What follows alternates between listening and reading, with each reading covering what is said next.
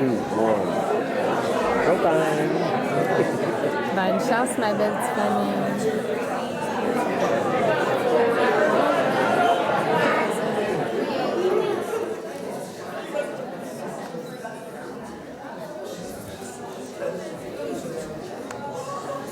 8h30.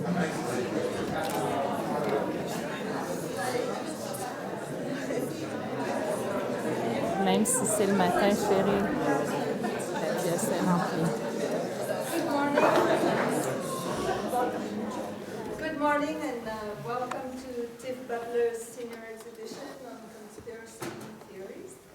So if you know Tiff, you know about her diligence, her reliability, and this was absolutely my experience being her senior project advisor. She was totally working independently, and she was on task the whole time, and she maintained the interest for her subject. And you know, in a year where we've been bombarded with alternative facts, I'm sure that you will learn a lot in Tiff's Senior X. Welcome.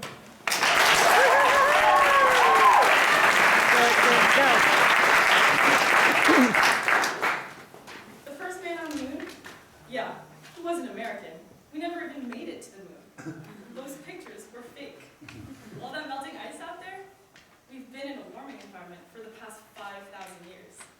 Global climate change is a government hoax. Barack Obama was not our 44th president. He shouldn't have even been president, because under Article 2 of the Constitution, and you have to be a natural-born citizen to run as president, and he was born in Kenya. 9/11 was an inside job. George Bush planted those explosives in each of those buildings. Well, if he didn't plan 9/11, he definitely knew about the upcoming attacks. He refused to do anything about it. 3% of our population, which is equivalent to 12 million people, believe that our top-of-the-line scientists, presidents, celebrities, Oscar and Grammy nominees are all actually run by shape-shifting reptilian humanoids. This all sounds pretty crazy, right? That's why I'm both fascinated and repelled by the nature of conspiracy theories. Why are they so prevalent? Why are they all over my Facebook feed? Why do they keep me up till 6 a.m. reading and watching videos on YouTube? And most importantly, what is the meaning behind that catchy headline? In the next 30 minutes, I'll talk to you about the psychology of conspiracy theories, then we'll take a quick look at some particular conspiracy theories, and then I'll be sharing with you the pros and cons about them. So, there are many definitions of conspiracy theories, but I think this example will help shed light on what exactly is a conspiracy theory. I'll be reading 2 examples. On September 11th, 2001, hijackers crashed airplanes into the World Trade Center towers in New York City, the Pentagon in Washington, D.C., and a field in Pennsylvania, killing 2,996 people. The attack was secretly planned by members of Al-Qaeda. Or, on September 11th, 2001, hijackers crashed airplanes into the World Trade Center towers in New York City, the Pentagon in Washington, D.C., and a field in Pennsylvania, killing 2,996 people. The attack was secretly planned by members of the United States government. Both of these offer an explanation as a result of a conspiracy, yet only the latter is widely known as a conspiracy theory. Thus, this makes it hard to define a conspiracy theory. The term conspiracy theory has less than favorable connotations. This is why it's often associated with words like crazy, debunked, wacky. Anyway, conspiracies are all around us. Daily, they can take the form of secret business betrayals, disloyalties, sexual infidelities, but they don't always have to be negative. A group of friends and family members can get together to conspire a surprise birthday party for a friend. So 2 political scientists gathered thousands of letters from 1890 to 1960. And out of a sample of 100,000 letters, 875 of them had the term conspiracy theory in it. Though this is less than 1% of the sample, it still suggests that conspiracy theories have been around for much longer than 1963, JFK's death. In 1890, people believed that England and Canada were getting together to conspire to take over the US, or that Mormons were rigging the election in favor of the Republicans. However, culprits of conspiracy theories have always remained the same: big businesses, government officials, presidents, and scientists. These are all groups of people or individuals that have lots of power. This is why people fear them. The data gathered by the political scientists suggests one telling fact: that conspiracies have always been around. Today, we're in the age of misinformation. Media has allowed loopholes in stories, which has opened up the opportunity to filling the void with incorrect statistics, wrong evidence, and lack of evidence. Bloggers, talk show hosts, Wikipedia pages spiel out these conspiracy theories, and they lack the credibility to back up their claims. For the most part, they're based on skepticism and assumptions. Media has simply made conspiracy theories more accessible, not more popular. So an experiment was done in New Jersey to figure out the demographics of people who believe in these conspiracy theories. So it was found that people who believe in conspiracy theories also feel a lack of interpersonal trust, and they feel insecure about their employment. Younger people are also more prone to believing in conspiracy theories, and this may or may not be associated with or correlating with the education level, but it was also found that people of lower education levels are more prone to believing in conspiracy theories. That being said, there are many scholars out there that also fall into the trap of conspiracy thinking. So when I say the term conspiracy theorist, you may think of a paranoid schizophrenic or a right-wing lunatic who lives out in the woods. Contrarily, I believe we're all natural-born conspiracy theorists. We're all skeptics. We question everything because it's our nature to. Conspiracy theorists are arrogant, they're unable to answer questions, they can't tell good evidence from bad evidence, they can't withdraw from a certain conclusion, they're in denial, and most importantly, they use conspiracy theories as evidence for other conspiracy theories, which doesn't really add up. One thing is for sure, conspiracy theorists are stubborn. Getting a conspiracy theorist to let go of a favorite conspiracy is similar to getting a Republican to become a Democrat. It would be doable, but it would take a lot of time, convincing, and effort. That being said, labeling someone as a conspiracy theorist is when they may start to take offense. The term conspiracy theorist was actually coined by the CIA in order to invalidate some of these people that are making up all these stories. I became aware of this in an interview that I had with a lady from the 9/11 Truth Movement, who right off the bat told me this is what happened, because I had labeled her as a conspiracy theorist in the email that I used to communicate with her. So I think she felt a little offended. 22 million Americans believe that the government faked the moon landing. 66 million believe that aliens landed at Roswell, New Mexico. And 160 million believe that there is some kind of cover-up surrounding JFK's assassination. Why do so many people believe in these conspiracy theories? And why do they give the government such bad intentions? The truth is, people feel alienated and powerless to the government. So they give the government these bad intentions as a mechanism to regain some sort of control. It is also our natural tendency to be suspicious of what is going on behind the curtain. Conspiracy theorists demand definite and immediate answers to any and all of their questions. And if the institution fails to please, this just ends up reinforcing and re-strengthening their conspiracy theory and is used as evidence. They challenge the authorities to prove them wrong. People who believe in one conspiracy theory are more likely to believe in other conspiracies as well. Conspiracy theories are appealing because they allow the individual to insert their villain of choice. So take JFK's assassination. People can blame whichever power they fear the most. The government, like the US government, related agencies like the CIA, or the former Soviet Union and Cuba. During periods of insecurity and discontent, conspiracy theories become especially appealing and comforting and reassuring for people because they seem to give plausible answers to hysterias, like 9/11. Conspiracy theories explain the unexplainable and satisfy the individual's skepticism. Confirmation bias is a powerful driver in conspiracy theories. Humans have a natural inclination to ignore evidence that contradicts their beliefs and weigh in the evidence that supports their beliefs.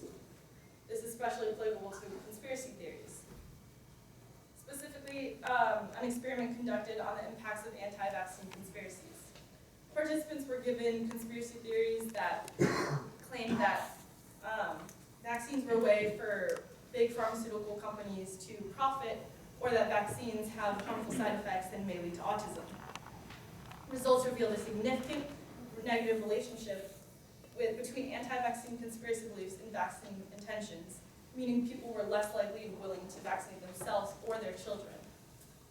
Research has already shown a decline in vaccination rates. Recent outbreaks have happened against vaccinated against diseases like measles, as seen in California in 2014, where there was an outbreak of 125 cases of measles. This goes to show how just a simple conspiracy theory that is not backed up with enough scientific evidence can convince such a widespread amount of people that to not vaccinate and cause these outbreaks. Proportionality bias is our innate tendency to assume that big events have big causes. Thus, it would make sense that a big event like JFK's assassination is too big of an event to just be caused by the lone gunman, the suspected murderer, Lee Harvey Oswald. This system of belief is where beliefs stand as evidence for other beliefs. Instead of evidence, people with a monological belief system seek a general pattern. The target is always common, where any and all events can be explained by an interconnected web of conspiracies, meaning that one conspiracy can be used to back up another one. There have been many historical examples that give people reason to believe in conspiracy theories, like the Watergate scandal. As many of you may remember, Nixon bugged the office of Democrats in order to gain a leverage in his campaign. Nixon's involvement in the Watergate burglary was once a conspiracy theory, but now it is used as the explanation to the White House tragedy in 1972, once he came forward about all of this. This case helps justify why conspiracy theorists worked so hard to reopen investigations like 9/11 and JFK's assassination. The United States Public Health Service carried out a clinical study on 404 African American men who had syphilis from 1932 to 1973. During the study, the men were given false and sometimes dangerous treatments, and adequate treatment was intentionally withheld so the agency could learn more about the disease. The study was initially supposed to last only 6 months, but ended up lasting 40 years, even though the group had lost its funding. Close to 200 of the men died from syphilis or related complications by the end of the study. This is a great example of why people believe in the AIDS conspiracy, which is a conspiracy that the US government created and spread AIDS in order as a mechanism to control world population. Some even say that the US government is doing this to then take over Africa. There are some guidelines that can be followed to see if a conspiracy theory is plausible or non-plausible. Occam's razor is the principle that states that all entities should not be multiplied unnecessarily. In other words, the simpler hypothesis is usually the one that should stand unless other evidence pops up. It is more likely to be accurate than the more complex assumption because it involves less assumptions. It's like in math, when you have two equal ways to get to a solution, you're likely to pick the less complicated and simpler one because you're less prone to making mathematical errors. Conspiracy theorists often lack academic credibility, and most of their conspiracy theories are based off assumptions. They end up using quotations from non-conspiracy sources that are usually misleading, and they word them so that it ends up supporting their argument. Some conspiracy theorists may even say that they were in communication with spies, government officials, and scientists, or they say that they were on the inside themselves. As time passes for a conspiracy theory, it loses its validity and it is then rejected. Conspiracy theorists work hard to give their theory veneer of scholarship, as seen in the documentary Loose Change, which I'll show later. It just sums up some of the 9/11 events, but basically, this documentary was actually filled with miscalculations, flawed information, and lack of evidence. So keep all of this in mind while I talk about some particular conspiracy theories. There are many political conspiracy theories out there, like JFK's assassination, Lincoln's assassination, Diana, Princess of Wales' death, the New World Order's purpose, that the Holocaust never happened, or that aliens plan on taking over our world. I could be here forever talking about all of these conspiracy theories, because that is just the nature of conspiracy theories. They can be made up about anything and everything. Instead, I decided to focus on a couple that piqued my interest. In August of 2004, almost 3 years after, 2/3 of New Yorkers believed the government knew and consciously failed to act upon the attacks of 9/11. Just 2 years after 9/11, polls found that 42% of all Americans believed that there had been some kind of cover-up about the government's involvement in 9/11. In 2006, still, 16% of all Americans said that it was either very likely or somewhat likely that the collapse of the Twin Towers in New York was aided by explosives secretly planted in each of the buildings. Though less and less people are believing these 9/11 conspiracy theories, there's still many individuals out there who strongly and passionately feel about them. Like David Ray Griffin, he's a member of the 9/11 Truth Movement, Architects and Engineers. The aim of this movement is to get enough people to sign a petition that will eventually reopen up the investigation on 9/11. There are many individuals out there who have signed this petition, but most importantly, 2,300 architects and engineers have signed this petition. Many documentaries have been made surrounding the events of 9/11, but oftentimes these documentaries are cheap.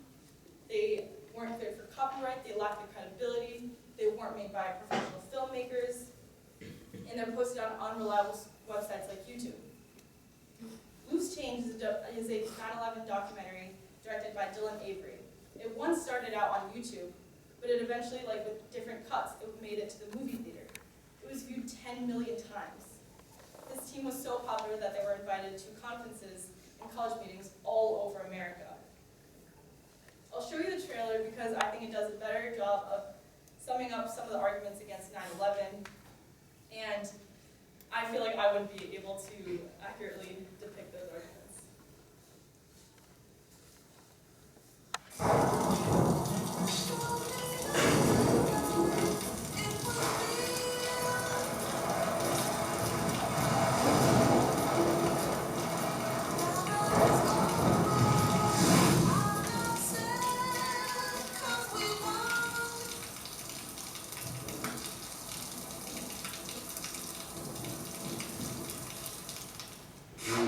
The 9/11 Truth Movement is something to be applauded. That the reason that it's so necessary is that there are so many unanswered questions. Those questions are unanswered because this administration won't answer them. I mean, it's that simple, okay?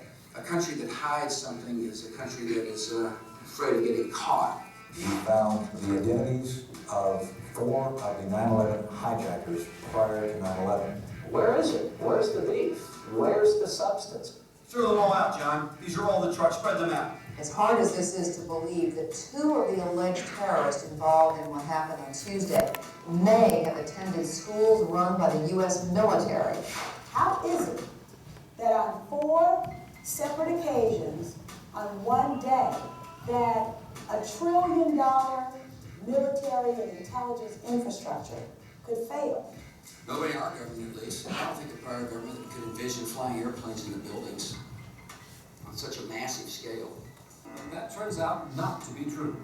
U.S. military planners did envision and practice those very scenarios. 5 light poles are knocked out of the ground. 1 reportedly strikes a Washington, D.C. taxi, driven by Florida. I'm very curious. As time goes by, it makes you more curious. I can't drive my car well, but I can't imagine somebody just climbing behind the wheel of an airplane and doing what they did and doing it so well. Opinions differ at this point. People that believe a 757 hit the Pentagon, and people that don't. Why I'm involved is simply because I want the truth. The firefighters who walked out those buildings that day did so in order to help other people, same as they do every day. They didn't deserve what happened. I want the truth of what actually happened on the day. We came down, it looked like a bomb went off in the lobby. There was no fire, it just looked like a bomb went off. So I believe the bomb hit the lobby first, and a couple of seconds in the first plane hit. It was in front of Jeffrey. No way. Well, it is Mr. Harris, before we reach accountable on the 21st floor. I told him we gotta get out of here. Another gentleman and I walked down to the 8th floor, but there was an explosion. control. Here's his phone. Pull us back into the 8th floor. This control demolition. Circulate. Circulated. There's the hospital. Remember this, your government funded and trained Al-Qaeda.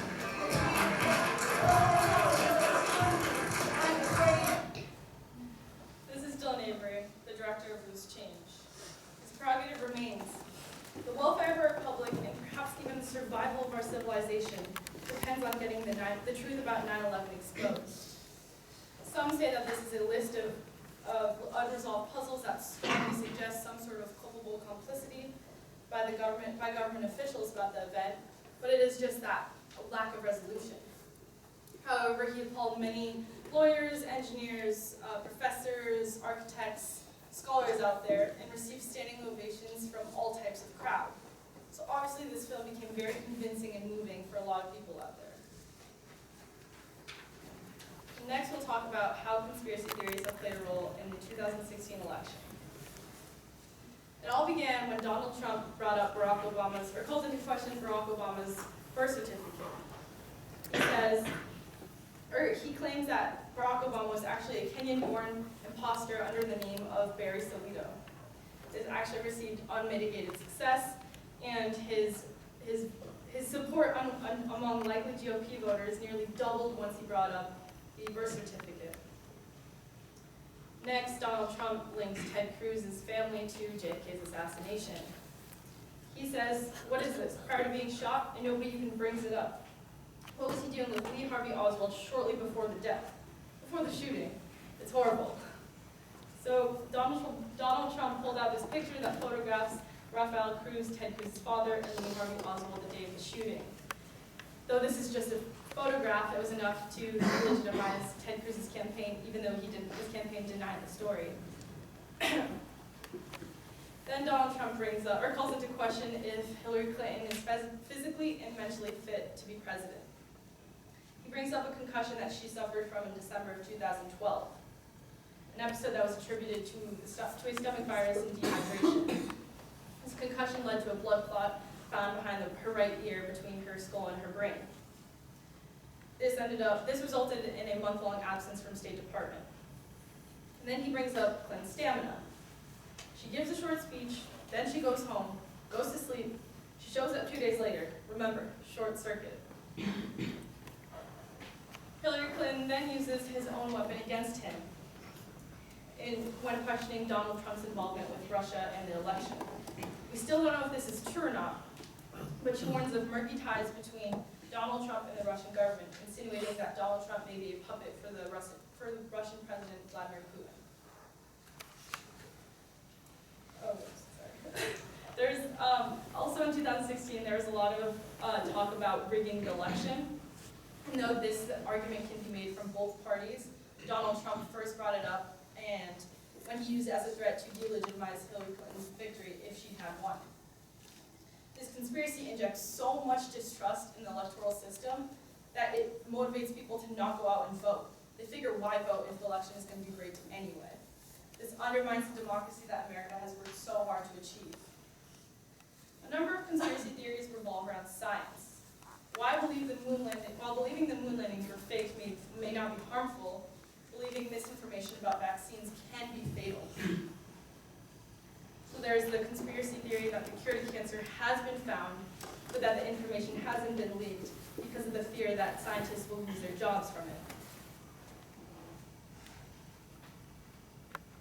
There's a conspiracy theory about the moon landing. Some say that there's an unnatural absence of stars in the background.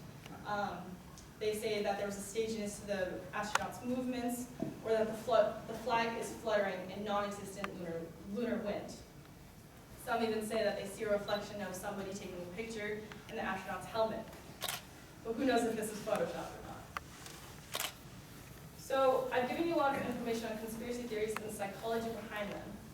It's important to analyze if conspiracy theories are more helpful or detrimental to society. I think there are good arguments for both, but in the end, I think they seem to be more detrimental. First, some of the social benefits is that they encourage transparency between the government and its people. And it may also, in certain cases, reveal ambiguities and inconsistencies. It may help dig up new evidence. It can also motivate, it can empower disadvantaged groups to take action and exercise their freedom of speech and right to protest. On the other hand, these protests may turn ugly and violent if they target single groups single groups. But now I want to talk about the social consequences of conspiracy theories. Somehow conspiracy theories convince people that even though they're in the safest countries, that they're still somehow endangered.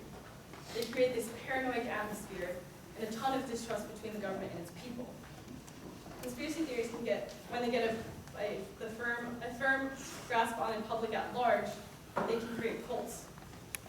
Research has shown that conspiracy theories surrounding climate change has actually mitigated the individual's intentions to reduce their carbon footprint.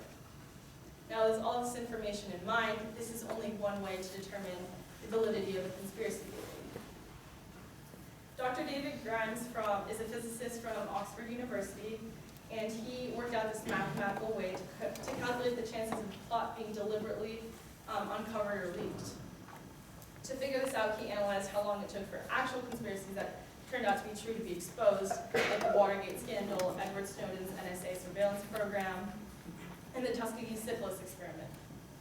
From that, he was able to find a baseline for the lifespan of the conspiracy theory. He concluded that the more people who know about a conspiracy, the less likely it is to survive, due to the nature of secrets. So for a conspiracy to last 5 years, the maximum amount of people that can know is 2,521 people. For 10 years, less than 1,000 people can know. And for it to last a whole century, no more than 125 people can know about the conspiracy. When applying this mathematical equation to the moon landing, which involved 411,000 NASA workers, it would have only lasted 3 years and 8 months. When applying it to climate change, with 405,000 scientists involved, once again, it would have only lasted 3 years and 9 months.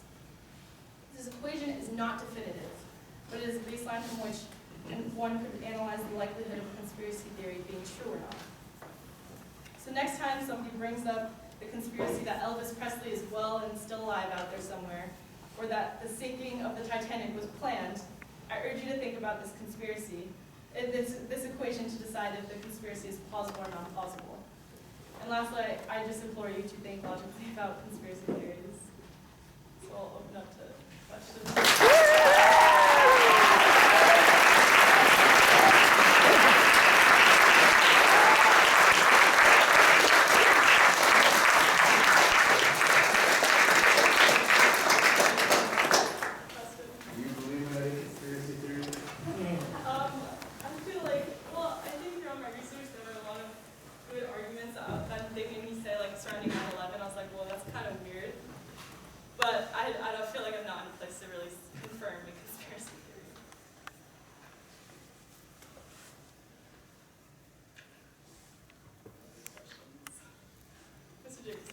What do you think is the importance of politically motivated television and radio in perpetuating conspiracy theories? It seems like in the rise, as we've seen, let's say Fox News versus MSNBC, or very harshly right or left-wing public media, that has created a ripe environment for the perpetuation of conspiracy theory.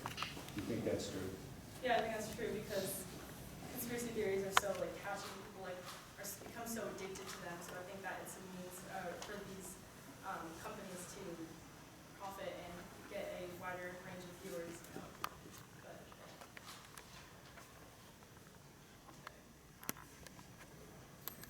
Well, thank you to Ms. Kaz, my research advisor, Ms. Merlini, my presentation advisor, Mr. St. George, my advisor, and you, Sabina, for being my junior